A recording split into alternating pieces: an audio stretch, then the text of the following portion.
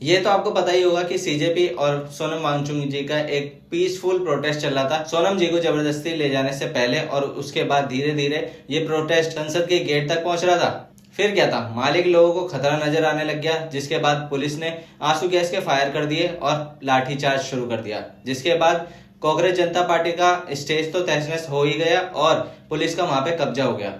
कुछ लोग कह रहे थे कि ये प्रोटेस्ट पूरा देशद्रोहियों का था, ऐसा तो होना ही चाहिए था, इन्हें तो मार पड़नी ही चाहिए थी। दूसरी ओर लोग कह रहे हैं कि ये सरकार का बहरापन है या मनमानी, जिसकी वजह से वायलेंस इतना ज्यादा बढ़ गया। अगर सरकार पहले ही बातचीत कर लेती तो ये वायलेंस इतना होता ही नहीं। अब इसे अव्यवस्था करो या बहरापन, ये आपकी श्रद्धा पर निर्भर करता है। अब इसी में कुछ लोगों को लगता है कि सरकार बहरी है, और कुछ लोग सरकार को डिफेंड करते हुए बोलेंगे कि ये स्टूडेंट्स नहीं, गुंडे हैं, गुंडे जो बाहर से आए हुए हैं, इन्हें फंडिंग मिलती है जिसकी वजह से ये इस तरीके का काम करते हैं। ये पीसफुल प्रोटेस्ट में वायलेंस इतना ज्यादा हो गया था कि ये लार्ज स्केल तक पहुंचने वाला था। जो खून खराब हुआ, लोगों के सर फोड़े गए, किसी की टांग टूट गई, महिलाओं पर भी अत्याचार हुआ, ये नहीं कह रहा था। बस मैं ये कह रहा हूँ कि इस तरीके का कुछ होगा, ये सुबह से ही प्लानिंग चल रही थी। पुलिस का मन बन चुका था कि आज ही जंतर मंतर खाली करना है और ये कॉकरोचेस को सबको भगा देना है, चाहे वायलेंस कितना भी हो, जंतर मंतर खाली कर देना है। अगर कांग्रेस जनता पार्टी की तरफ से कोई वायलेंस होता तो पुलिस के पास एक एक्सक्यूज होता कि हम सिर्फ रिस्पॉन्ड कर रहे थे।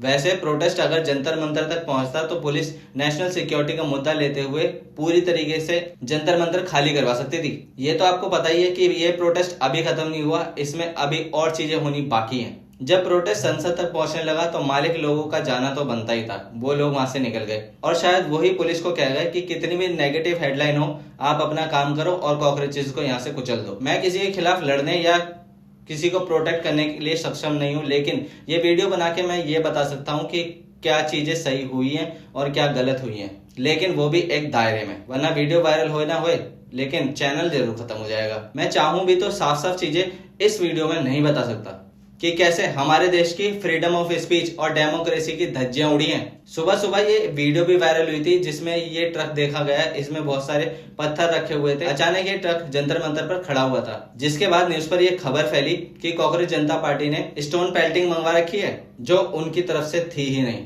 ये शायद वो स्क्रिप्ट थी जिसके बाद पुलिस का एक्शन शुरू हो सकता था। कुछ ना कुछ तो था, डेमोक्रेसी के तहत सरकार उस तरफ से गलती दिखा के एक्शन शुरू करना चाहती थी। इसी के बाद कांग्रेस जनता पार्टी का क्लेम था कि इस एरिया के सारे कैमरे बंद कर दिए गए हैं। शुरू से एंड तक क्या हुआ ये आपने रील्स में जरूर देख लिया होगा, लेकिन छोटी छोटी वीडियोस में कि किसकी कितनी क्या और कैसे गलती थी।